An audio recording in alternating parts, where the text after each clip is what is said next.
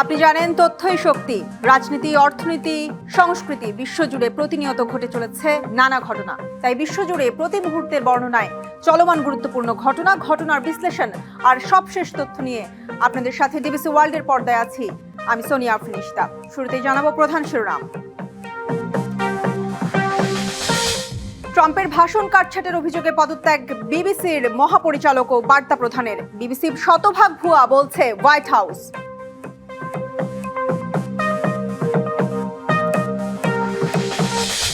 যুক্তরাষ্ট্রে চলমান দীর্ঘমেয়াদী শাটডাউন অবসানে মার্কিন সিনেটরদের মধ্যে সমঝোতা। বিল পাশ হলে আবারও চালু হবে সরকারি তহবিল।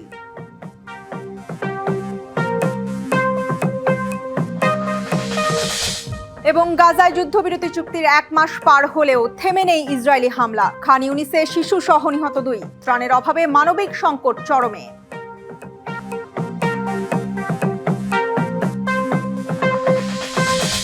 দেখছিলেন সংবাদ শিরোনাম, এবারে জানাবো খবরের বিস্তারিত। মার্কিন প্রেসিডেন্ট ডোনাল্ড ট্রাম্পের ভাষণ কাটছাঁটের অভিযোগে পদত্যাগ করলেন বিবিসির মহাপরিচালক টিম ডেভি। সমালোচনার মুখে পড়ে একই সাথে দায়িত্ব থেকে সরে দাঁড়িয়েছেন বিবিসি নিউজের বার্তা প্রধান ডেভিড টার্নেস। এদিকে ব্রিটিশ এই সংবাদ মাধ্যমটিকে শতভাগ ভুয়া আখ্যা দিয়েছে হোয়াইট হাউস। দীর্ঘদিন ধরেই নিজেদেরকে সংবাদ প্রচারে নিরপেক্ষতার প্রতীক হিসেবে দাবি করে আসছে যুক্তরাজ্যের সংবাদ মাধ্যম বিবিসি। তবে সম্প্রতি গাজা ইসরায়েল যুদ্ধ, জেন্ডার ইস্যু সহ নানা বিষয়ে পক্ষপাত দুষ্টের অভিযোগ উঠেছে সংবাদ মাধ্যমটির বিরুদ্ধে। এবার হোয়াইট হাউসের সমালোচনার মুখে পড়েছে বিবিসি, যার প্রভাবে ইস্তফা দিতে হয়েছে ঊর্ধ্বতন 2 কর্মকর্তাকেও। বিতর্কের সূত্রপাত 2021 সালের 6 জানুয়ারি ওয়াশিংটন ডিসির হোয়াইট হাউসের বাইরে রিপাবলিকান সমর্থকদের উদ্দেশ্যে ভাষণ দেন মার্কিন প্রেসিডেন্ট ডোনাল্ড ট্রাম্প। 50 মিনিটের বক্তব্যের শুরুর এক পর্যায়ে বলেন, সাহসী সিনেটরদের উৎসাহ করতে ক্যাপিটল হিলে হেঁটে যাবেন তারা। তবে বিবিসির পেনোরামার একটি তথ্যচিত্র দেখানো হয়, সিনেটরদেরকে উৎসাহ করতে নয়, বরং ক্যাপিটল হিলে দাঙ্গা করতে উস্কে দিচ্ছেন তিনি। আর বিবিসির এই গোপন মেমোর বিস্তারিত তথ্য ফাঁস করে দেয় দি টেলিগ্রাফ, যেখানে দেখা যায় ভাষণের 2টি আলাদা অংশ একত্র করে কেটে জোড়া দেয়া হয়েছে। এই ঘটনায় ক্ষুব্ধ হয়ে বিবিসিকে প্রোপাগান্ডা মেশিন হিসেবে আখ্যা দেয় হোয়াইট হাউস। একই সাথে সংবাদ মাধ্যমটিকে শতভাগ ভুয়া বলেও কটূক্তি করেন ট্রাম্পের প্রেস সচিব ক্যারোলিন লেভিট। এসব সমালোচনার পরেই পদত্যাগ করলেন বিবিসির মহাপরিচালক টিম ডেভি। একই সাথে দায়িত্ব থেকে সরে দাঁড়িয়েছেন বিবিসি নিউজের বার্তা প্রধান ডেবোরা টার্নেস। ভুল স্বীকার করে দুজনেই জানান এই ভুলের দায় তাদের। তবে কোনো মন্তব্য ছাড়াই তাদের এই পদক্ষেপের প্রতি স্বাগত জানিয়েছেন প্রেসিডেন্ট ট্রাম্প। আর বিবিসি ও বিবিসি নিউজের আকস্মিক এ পদক্ষেপে ইতিবাচক পরিবর্তন আসবে বলে আশা প্রকাশ করে ব্রিটিশ সরকার। Hasna Akter, DBC news desk. যুক্তরাষ্ট্রে চলমান দীর্ঘমেয়াদী শাটডাউন অবসানের লক্ষ্যে একটি চুক্তিতে পৌঁছেছে মার্কিন সিনেটররা। চুক্তি অনুযায়ী একটি বিল পাশ হলেও পুনরায় চালু হবে দেশটির সরকারি তহবিল। পাশাপাশি আগামী জানুয়ারি পর্যন্ত খরচ চালানোর অনুমোদন পাবে ট্রাম্প প্রশাসন। বিলটিতে আছে, শাটডাউনের সময় যেসব সরকারি কর্মী ছাঁটাই হয়েছেন তাদের কিছু অংশকে ফিরিয়ে আনা হবে। আর আগামী 1 বছরের জন্য দরিদ্রদের খাদ্য সহায়তায় চালু থাকবে কর্মসূচি।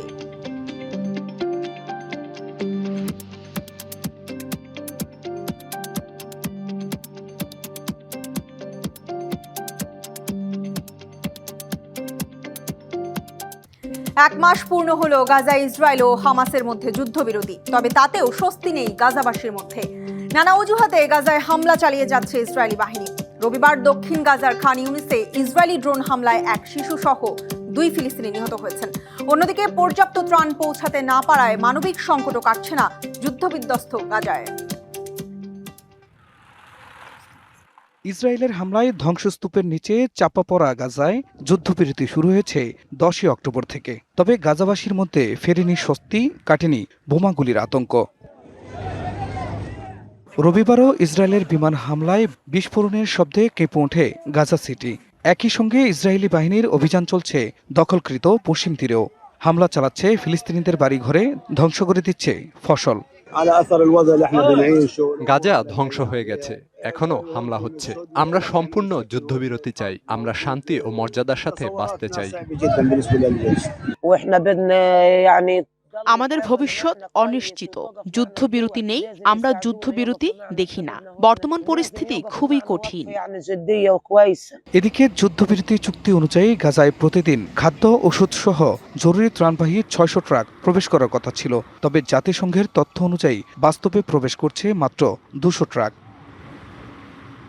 আর চুক্তি অনুসারে রবিবার হামাস এক ইসরায়েলি সেনার মরদেহ হস্তান্তরের পর 15 ফিলিস্তিনি বন্দীর মরদেহ হস্তান্তর করেছে তেল আবিব। তবে ফিলিস্তিনি কর্তৃপক্ষ জানায় অধিকাংশ মরদেহেই নির্যাতনের চিহ্ন রয়েছে। অন্যদিকে লেবাননেও অব্যাহত আছে ইসরায়েলি বাহিনীর হামলা। দেশটির দক্ষিণাঞ্চলে তেল আবিবের ড্রোন হামলায় একজনের মৃত্যু হয়েছে। Khan Mohammad Mukul, DBC news desk. Malaysia Thailand সীমান্ত উপকূলে নৌকাডুবিতে 11 রোহিঙ্গার মৃত্যু হয়েছে। 2 বাংলাদেশি সহ জীবিত উদ্ধার করা হয়েছে 13 জনকে। এখনও নিখোঁজ অনেকে। রয়টার্স জানিয়েছে মিয়ানমারের রাখাইন রাজ্য থেকে 2 শতাধিক রোহিঙ্গা নিয়ে বড় একটি নৌকা যাত্রা শুরু করে। পরে কয়েকটি ছোট নৌকায় ভাগ হয়ে মালয়েশিয়ার উদ্দেশ্যে রওনা হয় তারা। মালয়েশিয়ার কোস্টগার্ড জানিয়েছে নৌকাটি দেশটির জনপ্রিয় পর্যটন দ্বীপ লাঙ্কাউইয়ের কাছাকাছি ডুবে যায়। ডুবে যাওয়া নৌকাটিতে প্রায় 70 জন যাত্রী ছিল। তবে অন্য নৌকাগুলোর অবস্থান এখনো অস্পষ্ট। দুর্ঘটনার পরপরই উদ্ধার অভিযান শুরু হয়। অভিযান অন্তত 7 দিন চলবে বলে জানিয়েছে কর্তৃপক্ষ।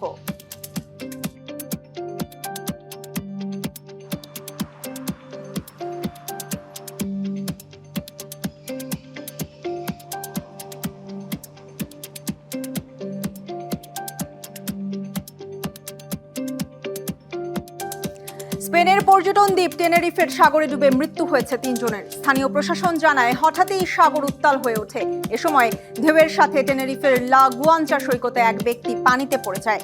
পরে তাকে উদ্ধার করে হাসপাতালে নেওয়া হলে চিকিৎসক তাকে মৃত ঘোষণা করেন। এদিকে দক্ষিণ টেনেরিফের এল কাবেজো সৈকতে পানিতে ভাসমান অবস্থায় আরও এক ব্যক্তির মরদেহ পাওয়া যায়। অন্যদিকে উত্তরাঞ্চলের পুয়ের্তো দে লা ক্রুজে একটি বড় ঢেউ 10 জনকে সাগরে ভাসিয়ে নিয়ে যায়।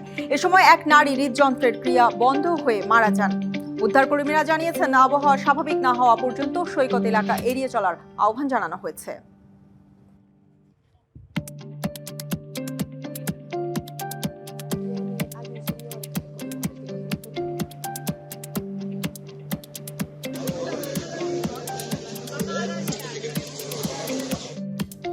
ফিলিপিন্সে সুপার টাইফুন ফুং ওং এর আঘাতে 4 জনের মৃত্যু হয়েছে। রবিবার রাতে দেশটির উত্তরাঞ্চলে ঘন্টায় 185 কিলোমিটার বেগে আছড়ে পড়ে সুপার টাইফুনটি। ফিলিপাইনে আবহাওয়া সংস্থা পাসাগার তথ্য অনুযায়ী ফুং ওং স্থলভাগে আঘাত স্থানে লুজ দ্বীপের অরোরা প্রদেশে। ঘন্টায় 185 কিলোমিটার বেগে বইতে থাকা ঝোড়ো হাওয়ায় লন্ডভন্ড হয়ে যায় উপকূলীয় অঞ্চল। দেশটির মধ্য ও পূর্বাঞ্চলে ব্যাপক বৃষ্টি ও ঝোড়ো হাওয়ায় বিদ্যুৎ সরবরাহ বন্ধ হয়ে যায়। ভারী বৃষ্টিতে অরোরা, ইসাবেলা ও বিকল অঞ্চলে প্লাবিত হয় বহু গ্রাম। আশ্রয়কেন্দ্রে নেওয়া হয়েছে অন্তত 10 লাখ মানুষকে। বাতিল হয়েছে শত শত ফ্লাইট। বন্ধ ঘোষণা করা হয়েছে কয়েকটি বিমানবন্দর। রাষ্ট্রীয় জরুরি অবস্থা জারি করেছেন প্রেসিডেন্ট ফার্নান্দো মার্কোস জুনিয়র। আবহাওয়া দপ্তর বলছে সোমবার থেকে উত্তর পশ্চিমে অগ্রসর হয়ে মঙ্গলবারের মধ্যে ঝড়টি তাইওয়ান প্রণালীর দিকে এগোবে। বৃহস্পতিবার পশ্চিম তাইওয়ানে পৌঁছে ঝড়টি দুর্বল হয়ে পড়ার সম্ভাবনা রয়েছে। গেল সপ্তাহে দেশটিতে টাইফুন কালমেইগির আঘাতে 2 শতাধিক মানুষ প্রাণ হারান।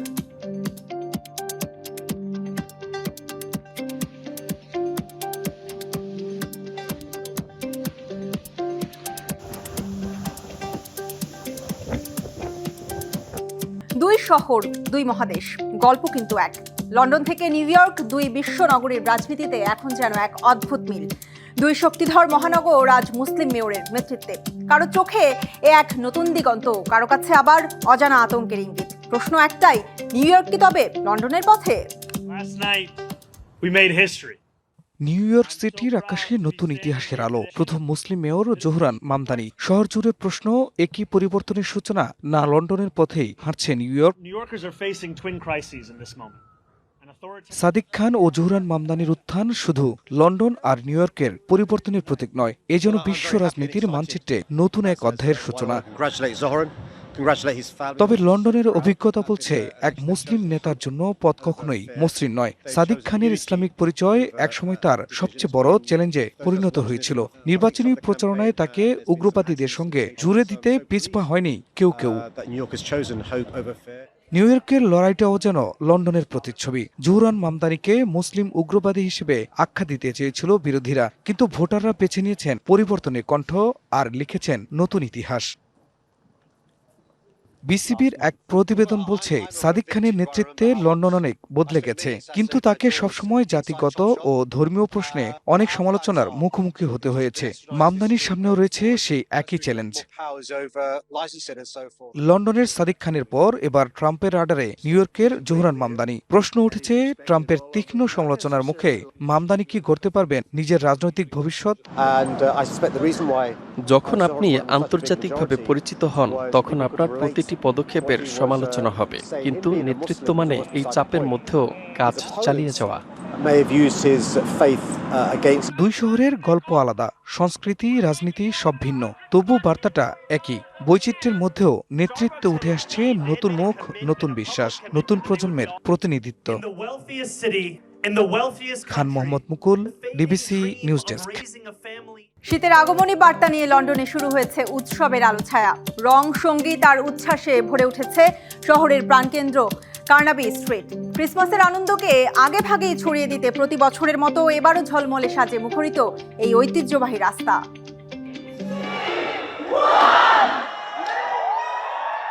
এজন্য উৎসবের আগেই আরেক উৎসব, আনন্দ উদযাপনের আগমনী বার্তা। ক্রিসমাসের আমেজ আগেভাগেই সবার মাঝে ছড়িয়ে দেওয়ার এক বর্ণিল আয়োজন।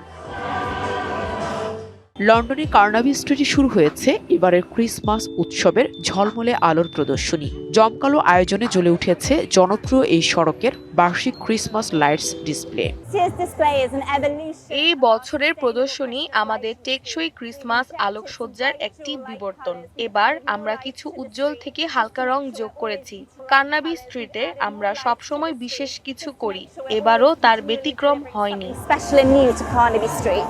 রাজধানী সোহর হৃদয়ে অবস্থিত কার্নাবি স্ট্রিটের এবারের আলোকসজ্জার থিম অল ইজ ব্রাইট। আয়োজক প্রতিষ্ঠান স্যাফোর্ডসবুরি ক্যাপিটালের মার্কেটিং ও কমিউনিকেশনস ডিরেক্টর ক্যাথরিন রিকোমিনি জানালেন কেন এই প্রদর্শনী। এই প্রদর্শনীটি তৈরি করা হয়েছে কার্নাবি স্ট্রিট ও সোহর প্রাণচাঞ্চল্য, রং এবং শক্তি তুলে ধরার উদ্দেশ্যে। আলোকসজ্জা উদ্বোধনের সঙ্গে ছিল আতশবাজি, সঙ্গীত পরিবেশনা। বিশেষ উপস্থিতি ছিল ব্রিটিশ বিউটি উদ্যোক্তা শার্লট টিলবারির। এ সময় উৎসবে অংশ নেয়া মানুষ ফেটে পড়েন উল্লাসে, গানে গানে যোগ দেন বিভিন্ন দলের পরিবেশনায়। শপিং ও ডাইনিং এর জন্য বিখ্যাত কার্নাবি স্ট্রিটে এভাবে শুরু হলো উৎসবের বর্ণিল আয়োজন। Nahida Rinthi, DBC news desk. কানাডার টরন্টোয় নেমেছে মৌসুমের প্রথম তুষারপাত। সাদা চাদরে ঢেকে গেছে CNN tower, Nathan Phillips square সহ শহরের প্রতীকী স্থানগুলো। আর এই সৌন্দর্য উপভোগ করতে ভিড় বাড়ছে দর্শনার্থীদের। এদিকে যুক্তরাষ্ট্রের শিকাগো শহরে তীব্র তুষারপাতের সতর্কতা জারি করেছে কর্তৃপক্ষ। আকাশ থেকে হেলে দুলে তুলোর মতো নেমে আসছে তুষারকণা, ফলে শুভ্রতায় ছেয়ে গেছে শহরের পথঘাট ও গাছপালা। শীতের কনকনে হাওয়া আর তুষারের নরম পরশে অপার্থিব সৌন্দর্য ধারণ করেছে কানাডার টরন্টো। তুষার মানেই আনন্দের উৎসব, আর মৌসুমের প্রথম তুষারপাতের রূপ দেখতে সিএন টাওয়ার ও নাথান ফিলিপস স্কয়ারে কোলাহল বাড়ছে স্থানীয় পর্যটকদের। আর বরফের খেলায় মেতে উঠেছেন শিশুরা। নভেম্বরে তুষারপাত একটি ভালো লক্ষণ, তার মানে আমরা একটি সুন্দর ক্রিসমাস উদযাপন করতে যাচ্ছি। এখানে অনেকদিন তুষারপাত হয়নি। আমি ইংল্যান্ড থেকে এসেছি, খুব ভালো লাগছে। এরই মধ্যে শহরটিতে স্থানীয় সময় রবিবার সন্ধ্যা পর্যন্ত 5 থেকে 10 সেন্টিমিটার তুষারপাতের পূর্বাভাস দিয়েছে দেশটির আবহাওয়া বিভাগ। এদিকে তুষারপাতের কবলে যুক্তরাষ্ট্রের ইলিনয় অঙ্গরাজ্যের শিকাগো শহর। জারি করা হয়েছে তুষার ঝড়ের সতর্কতা। সাময়িকভাবে বন্ধ ঘোষণা করা হয়েছে কয়েকটি কাউন্টির স্কুল। বাতিল 400-এরও বেশি flight. Hasna Akter, DBC news desk. DBC ওয়ার্ল্ডে এই ছিল এখনকার মতো। ডিবিসি নিউজের সংবাদগুলো পড়তে ভিজিট করুন dbcnews.tv আর ভিজিট করুন ডিবিসি নিউজের ফেসবুক পেজ এবং ইউটিউব চ্যানেল। ডিবিসির সঙ্গেই থাকুন।